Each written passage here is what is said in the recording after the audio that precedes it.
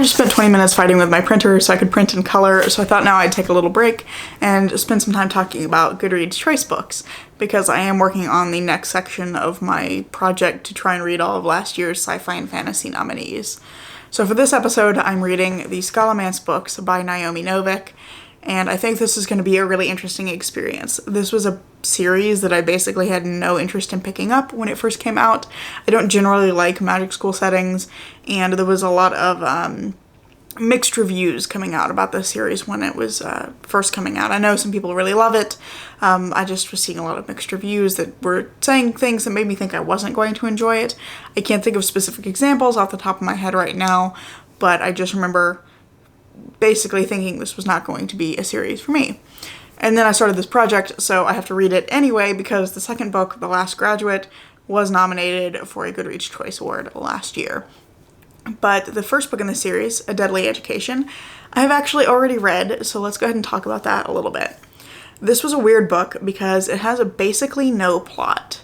There is no macro plot. This book is entirely a character study of the protagonist, Elle. Basically, Elle is a wizard who is born with an affinity for destruction magic, and she's really good, or would be really good if she allowed herself to, she would be really good at using mala, which is basically magic energy created through stealing life force of something else, so animal or human sacrifice. And so she'd be really good at using it if she allowed herself to, but she doesn't want to be a dark sorceress. She doesn't like her affinity. And so she's working really hard not to become a dark sorceress, because what she really wants is to find friends and to find a sense of belonging somewhere and a sense of safety, because her mother is this kind of renowned healer who lives in a commune in the middle of nowhere in Wales, and Elle basically has been isolated her whole life because of it, because she doesn't have a community that accepts her. That commune doesn't really accept her. They love her mother, but they don't really like her. And so she just wants the sense of safety and of belonging that she's never had. So that's basically what the book is about. The book is about Elle trying to navigate the last 3 weeks of her junior year, which I thought was interesting. This actually doesn't start at the beginning, where Elle is starting her time at this magic school called the Scholomance, but she's actually 3 weeks from the end of her junior year, so she has 1 year and 3 weeks left. And so I thought that was an interesting point to start at. But the Scholomance itself is different from a lot of magic schools. The setup for the Scholomance is that in this world there are these monsters called Maleficaria that try to eat wizards, because Maleficaria live off of mana. And wizards, because they are collecting mana to use for magic, are like tasty snacks for Maleficaria. And so the Enclaves, who are these major groups of wizards that are strict membership, they're gatherings of wizards who control a lot of resources and work together to kind of watch each other's backs. They all got together and built the Scholomance so that they could send their children there and increase the rates of survival amongst wizard children. So the Scholomance is intended to be a secure space away from the Maleficaria, or at least away from most of them. However, Maleficaria have in fact invaded the graduation hall and occasionally filter up into the school, but it is still a safer place for the wizard children than anywhere else. So Elle is at this Scholomance trying to create an alliance so that she can survive graduation day, which involves fighting her way out of that hall full of Maleficaria. That's it. That's what the entire book is about Elle trying to build an alliance and find people to support her and who she can support in turn and hopefully graduate. It's also about Elle really wanting to be a part of an enclave so that she has the sense of safety and belonging she's never had, but also being very starkly aware of the really interesting social stratifications that are created by the enclaves, because the enclaves control most of the magic resources in the world and as a result have a significant amount of power over other wizards.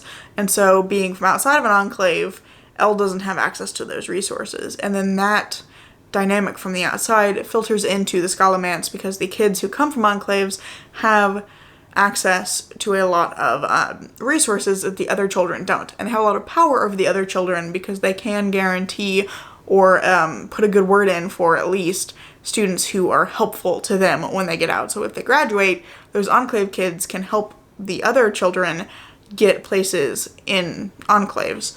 So there's this really interesting structure that comes out of that, where there's these enclave kids who have all this power in the school, and it seems like at least part of them, not all of them, some of them very clearly know that they have power over the other children and they abuse that power, while others really don't seem to understand how the power structure works and that they are upholding this unequal power structure, and that they don't realize that they have an unfair advantage over the other kids.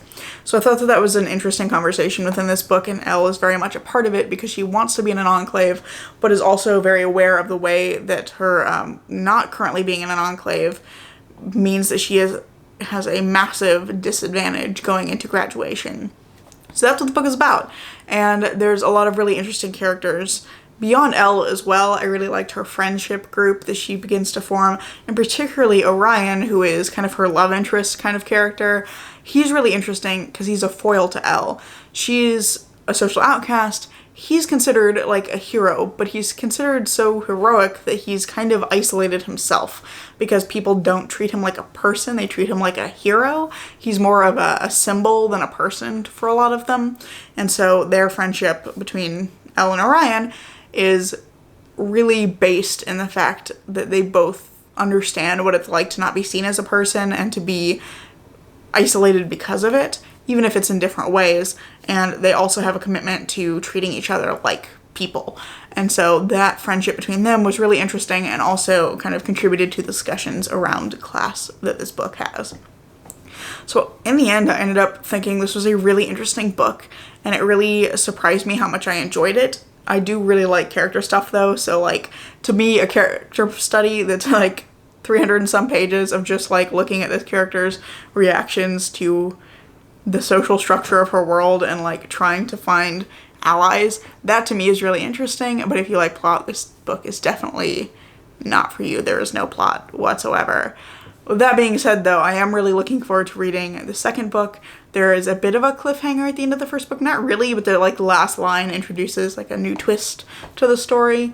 And I'm interested to see how that plays out in the second book, which I'm hoping to get to soon. I'm gonna try and read it in June, depending on how things go. I gotta get it from the library though.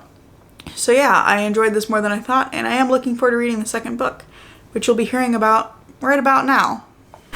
So I just finished The Last Graduate, and I have to say, I think the cliffhanger at the end of that one is kind of cruel.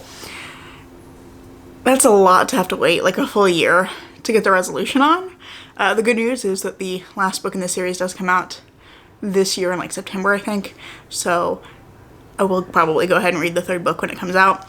But I did really enjoy this one as well. I think this suffered a little bit from middle book syndrome because it drags quite a bit in the middle. The beginning is interesting because it is kind of setting up the new status quo for Elle now that she has like a wider circle of friends and an alliance that she's going in with. So it's kind of establishing a new status quo and then going in with, okay, well now where do we go from here because the whole situation has changed. And I think that's interesting. There is a section in the middle that drags a lot because it's just this like repetitive portion where they're doing the same thing over and over, which they're supposed to be. But you're getting a lot of description of that, and the point of this section is that like they're kind of doing the same thing over and over, hitting resistance, having to like come up with new solutions to a number of different problems, both like problems of obstacles, but also like political issues, things like that. So there's a lot of that, but there's so much description of this repetitive thing they're doing, which is an obstacle course, actually. And there's so much description of that I think it gets a little slow and bogged down in throwing the names of different mals at you that it doesn't always give descriptions for, and it's kind of, I don't know, it's just a little overloaded with description in that section, where the point is not the obstacle course itself, but kind of the stuff that's happening around it. So I thought that that was a little bit weak, but overall I did really enjoy this one as well. It continues the whole, there's very little plot. It's just a character study vibe of the first book. So yeah, I would say basically if you're a really plot-driven reader, I wouldn't recommend this one. But if you like character study stuff, I do think this is a really interesting series, and I really like the tone of Elle's narration throughout both books. I did like the way that this book was bringing in some more of the political context from outside and kind of looking at how the isolation of the Scholomance itself contributes to the political situation that the kids have to deal with inside of the school. So I thought that that was quite interesting, and I think it set up some interesting things with the way that this book ends, I think that now Elle, having gotten through her senior year, like, the characters are going to be in the outside world. So I think it's going to be interesting to see how that translates into the next book, because both of these books have been so, like, isolated in at this one thing. So yeah, I'm interested to see where the third book goes, and I enjoyed this more than I thought. This was just a little bit weaker than the first book in the series for me, but I do think that it has an interesting setup for the third book. So really enjoyed this one overall. Glad that I picked it up despite my initial not wanting to pick it up. So yeah, this is kind of one of those times when this project has been really good for me, where I've picked up something I wouldn't have otherwise and ended up really enjoying it and finding a series that I really like. So I'm really glad that this has worked out this way. But that's all I have for today. Thank you so much for watching, and I hope to see you in the next one. Bye.